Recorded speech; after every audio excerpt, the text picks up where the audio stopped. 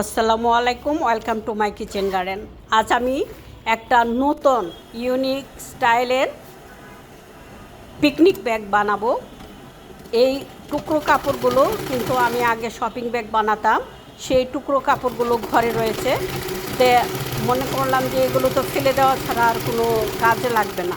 তারপরে চিন্তা করলাম যে এগুলো সব এক সাথে জোড়া দিয়ে একটা বড় কাপড় বানায়ে এটা দিয়ে একটা পিকনিক ব্যাগ বানাবো। যাদের ঘরে বাচ্চা আছে বা যারা পিকনিক ঘন ঘন যান তারা এই ব্যাগটা পেলে খুবই খুশি হবে বা যদি বানাতে পারেন। আমি এই টুকরোগুলো দেখেন সব এক করে নিয়েছি এবং এটা এখন আমি গোল করে কেটে নেব। আমি গোলটা মানে 4 ভাঁজ করে আমি এটা 18 ইঞ্চি করে মানে কাটছি, যেন 36 ইঞ্চি থাকে। প্রথম 18 ইঞ্চি কাটছি, তারপরে আস্তে আস্তে মানে সেলাই করেছি। এই যে 4 ভাঁজ, এটা আমি এখন এটা কেটে নিব। আসলে মাঝখানে আমি ভুলে গিয়েছিলাম ভিডিও করার জন্য, সেই জন্য মানে কাটা পর্যন্ত দেখায় পরে আর আমি করতে পারি নাই। মানে এই যে গোলাপি কাপড়টা যে লাগিয়েছি ভাঁজ করছি একদমই ভুলে গেছি আপনাদের দেখানোর জন্য।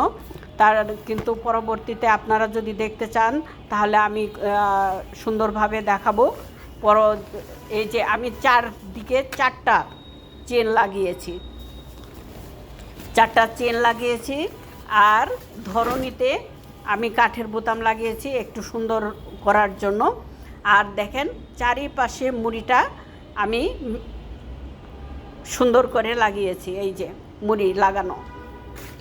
আর এই তো এটা হলো ভিতরের পার্ট, এটা ভিতরে থাকবে, এটা এখানেই জিনিসপত্র থাকবে। আর এইটা হলো উপরের পার্ট, এটা চেন লাগালেই একটা ব্যাগ হয়ে যাবে। খুবই সুন্দর। এই যে দেখেন, 1টা 2টা 3টা, এই যে 4টা চেন, একটা ব্যাগ হয়ে গেল,